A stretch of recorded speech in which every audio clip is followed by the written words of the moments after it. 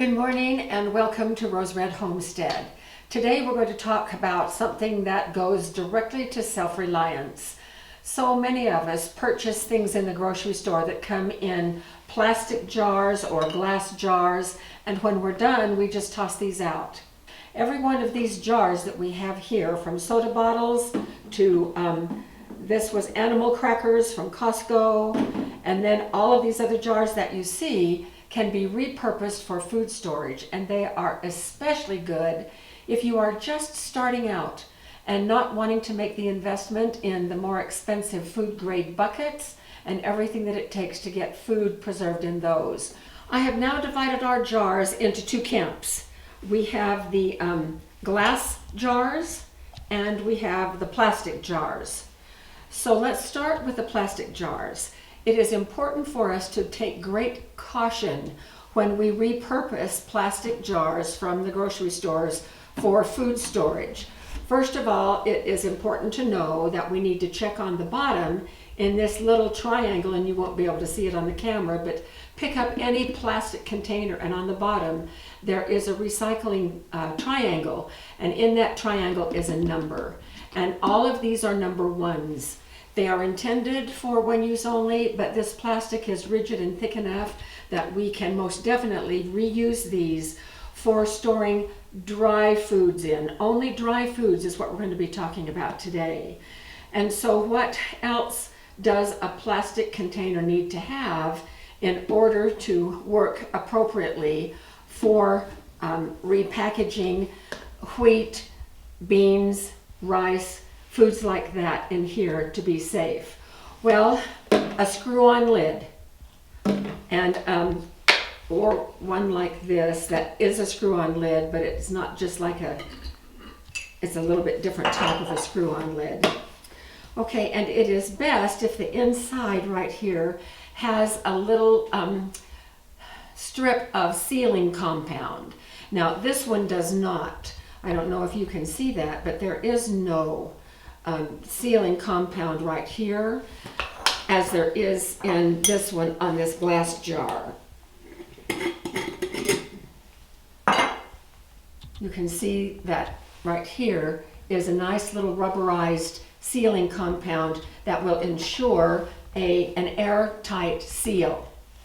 All right, so you can do a couple of things. We can just screw this down really, really tightly. We're going to be putting oxygen absorbers in all of these because none of these fit my vacuum sealer. And yes, I know there are ways that you can do it, and if you know how to do it, that is just great. But we're pretending like we don't have the ability to do vacuum sealing with these. This little gasket is from my WEC jars. It had a little tab that came out here that I cut off, and it's a pretty close fit to these jars. So that's one thing that I could do, is to recycle this. But what if I don't have that? Now, most of these came with that cardboard insert. Either that or the top of the jar was sealed with a film that you then have to peel off. And if it had a cardboard insert right here, it was plastic on the underside. Throw those away. After they've been opened up, those little pieces of cardboard are harbors for bacteria, so get rid of those. So we can just take our chance and put them down tightly and put an oxygen absorber in here and see if it will give us a nice good vacuum seal. So the other thing to consider with plastic is what was in the jar first. Now I have a soda bottle. I had an upset stomach yesterday. Jim got me some ginger ale. This would be a great bottle for repurposing into storage. This jar is also a number one bottle, but it holds Tilex, which is a shower cleaning liquid. So could we wash this out and reuse this? Absolutely not. No, no, no, no, no. Because this is a pretty strong chemical, and we don't want to even take the chance that any of that chemical has leached into the plastic. So when we repurpose jars for food storage, they must have contained food in the beginning, not any kind of a chemical. So we're just going to put this one over here. Actually, I'm not done with this one, so I'm going to put it over here too. All right, on this side, these screw-on lids also have a compound on the inside that it is that sealing compound that makes it nice to have a good airtight seal. Now, can we use any jar? Any jar that has had food in it? Well, your choice. This had pickles in it. I've washed and washed. I still smell pickles. And so if you want that smell to permeate your food, and if it's all you have, maybe it won't be too bad. You can certainly do it if you wish. So the advantage to glass is that it is a moisture barrier. Plastic is also a moisture barrier. Glass is an oxygen barrier. This is a semi-oxygen barrier. Oxygen will ultimately seep in through the plastic, so these cannot be used for long-term storage. These repurposed jars can be used for longer term, but not 10 years, not 30 years. Don't do that with these jars. With these repurposed jars, they would be good for a year, maybe 2 years, and that would be just fine. So before we put any food in these, we need to be sure that these are washed and sanitized. And I did that yesterday. So I'm going to insert that little clip right now so you can see the process that I use to get these ready, cleaned, sanitized, and dry and ready for food. Here is how I sanitize these repurposed jars, and I have all different types, both glass and plastic here. I have 1 sink of hot soapy water and 1 sink of hot rinse water, and then I'm going to sanitize them after we get everything to that point.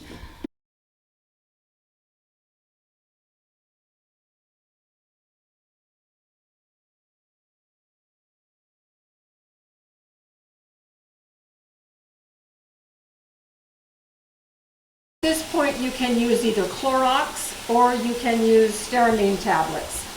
Because stearamine tablets are the go-to for the restaurant industry, that is what I'm going to use.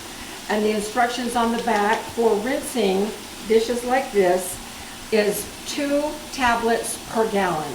So I'm putting 2 gallons of water in my sink. I'm going to put in 4 tablets. This is what they look like.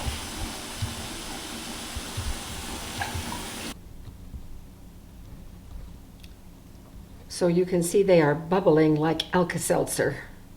Just like with Clorox, we are going to do with stearamine the same thing, which is we are going to rinse each of these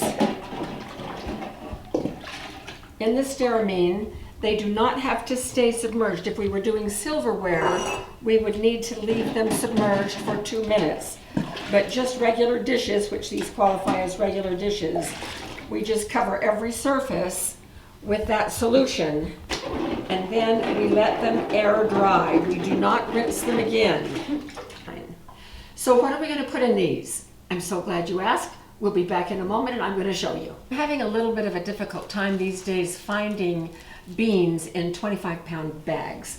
And part of it is where we live. My regular supplier is totally out of his inventory on beans in bulk, and that would be Honeyville Grains. And so we just watch in the grocery stores for buys on these bags of beans. Now, while they're packaged in these 2-pound packages, these are quite nice, but boy, oh boy, they're not safe for storage. Now, if you live in an apartment and you're just getting started, this is a great way to start just by repurposing old jars. And get yourself some things stored that you will eat. Now, I'm not washing these beans, I'm not sorting them, I'm just going to put them right in this package. So what happens next? We can drop an oxygen absorber in here. Now, this is my preferred way is either vacuum sealing, which I can't for this, or an oxygen absorber. This is a gallon. And so with a gallon, it takes this one, I'm going to drop right in here. Now you can put your oxygen absorber anywhere in the package that you want. You can put it in the bottom, you can put it halfway through, you can put it at the top. I'm going to put it at the top. And I'm going to crank this down pretty tight, and we're going to see if we can get a seal here. I don't know if we will. I am going to use some of this from my pantry to fill this bottle right here, and I need a funnel, and so I just cut the top off one of those little plastic water bottles, and it works perfectly as a funnel. So I am just going to now fill this with wheat. First I'm going to stuff in an oxygen absorber. This one's going to go on the bottom. And this is a 100 cc. So it's going clear down there on the bottom. And now I'm going to fill this up. And then to be extra sure, I am going to take a piece of duct tape and put all around the bottom here to help seal that in. I'm down to my last jar. I did some filling off camera, and I'll go through them one by one in just a moment. But I have some really, really exciting news. Look what arrived yesterday. My cannellini beans. I have wanted some of these beans for over a year, and I finally found an organic grower, and they were not cheap, but I got 10 pounds of them. They arrived yesterday, so this is the perfect time for us to go ahead and put some away here. All right, so here they are, all labeled. Cannellini beans for 22. I am so happy about this. This is just very, very exciting. So let's do a rundown on what we have. So here are Great Northern. Here is some rice, long grain rice. The wheat we did on camera, the black beans we did on camera. Here are some things that we did off camera. Here is our 13 bean mix. And again, this is the perfect size to hand to somebody who has need of a meal that they can do themselves using beans. Here is a 6-grain cereal. You could do this with oatmeal as well. Now this would not have a long shelf life, but if you are just starting out, if you are a single person in your family and are just doing yourself, storing and preparing for yourself, then when you buy a large container or a larger container of something, fill up one of these repurposed jars, seal it up, and put it as part of your storage, and then use the other. And so you're always putting a little bit of what you buy away for your food storage. And then this is white quinoa. So we have a lovely array of, oh, and I need to tell you that my little experiment with this gasket did not work, so darn it. The pickle jar, I chose not to use. It's too stinky. So I'll keep saving other jars, but I'm not going to use that jar.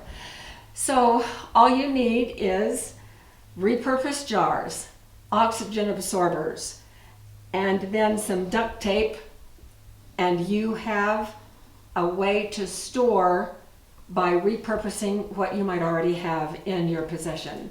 So I hope this helps. I hope it will help some of you that haven't gotten started yet to get started. Start small, just do these types of things, and you'll be good. So thanks for watching, and we'll see you with our next video.